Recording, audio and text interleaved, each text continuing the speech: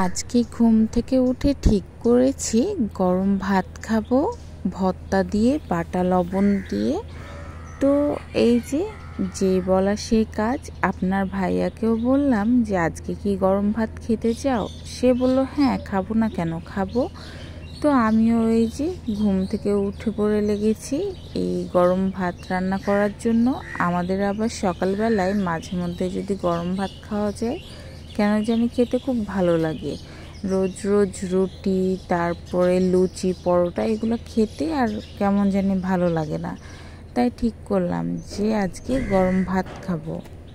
তো আমরা মাঝে মধ্যে কি করি, গরম ভাত খেলে একটু বাটা লবণ বেটে নিই, তাহলে ভাতের সাথে মিশিয়ে খেতে খুব ভালো লাগে। তো আজকে আমি করব আলুর ভর্তা, বেগুনের ভর্তা আর পটলের ভর্তা। আর এই যে বাটা লবণ থাকবে, বাটা লবণ দিয়ে খাবো। তো এইখানে আমার পটলটা আরেকটু সেদ্ধ হতো, মানে সেদ্ধ ঠিক হয়ে গেছে, কিন্তু আরেকটু যদি আগুনে পোড়া হতো তাহলে বেশি মজা হতো। কিন্তু আমাদের তো আর মানে খড়ির চুলা নেই, এই জন্য আমি গ্যাসে ভালো মতো করে পুড়িয়ে নিয়েছি।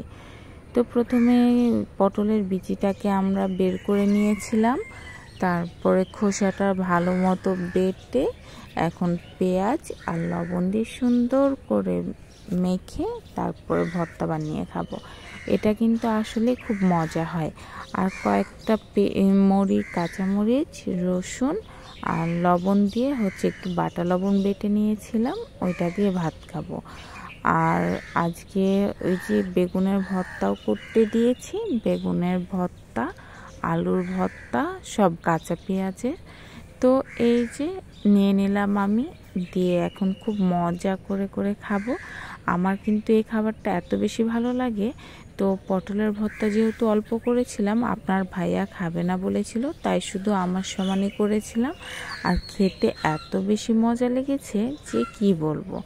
এই তো খাওয়া দাওয়া করে একটু নিচে চলে গিয়েছিলাম, আর আমার কাজের মেয়ে এসে সুন্দর করে ঘর বাড়ি ঝাড় দিয়ে মুছে দিল। আর এই তো দুপুরের জন্য রান্নার প্রস্তুতি চলছে। তো আজকে ভাবছিলাম প্রথমে যে ইলিশ মাছ রান্না করব না, পরে আবার আপনার ভাইয়া বলল যে না, আজকে ইলিশ মাছ করো বেগুন দিয়ে। তো প্রথমে ভেবেছিলাম যে কচু দিয়ে ইলিশ মাছ করব, পরে আবার বলল না, আজকে বেগুন দিয়ে করো। মানে আমরা আসলে ঠিক করতে পারি না যে মানে কিভাবে কি করে রান্না করে খাবো। তো পরে যখন বললো বেগুন দিয়ে, তো এই যে বেগুনটাকে আমি খুব ভালো মতো কষে নিচ্ছি, তাহলে বেগুনটা নরম হয়ে আসলে ইলিশ মাছটা দিয়ে দিব। এই জন্য তো বেগুনটা একটু হালকা মানে একটু ভালো মতো কষে নিচ্ছিলাম, তারপরে ঝোল দিয়ে দিব এভাবে কষে।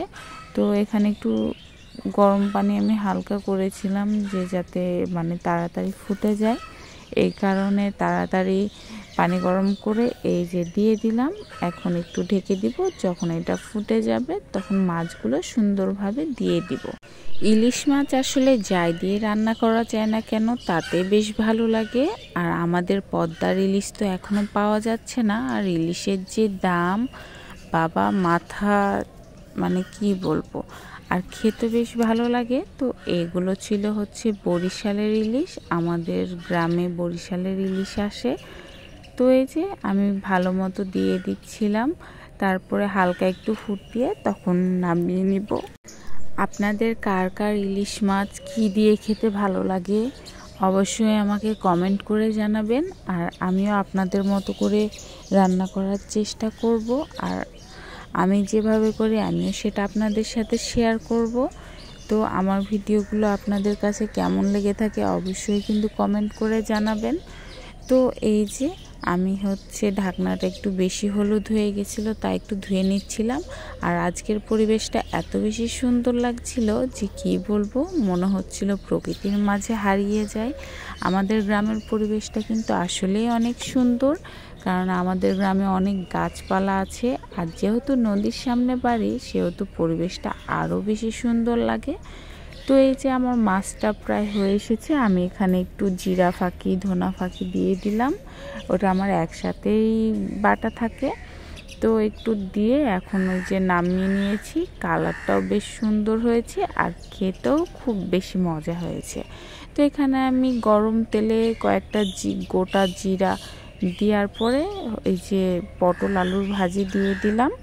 এটাতে এখন হলুদের গুঁড়া, মরিচের গুঁড়া দিয়ে দিব আর লবণ।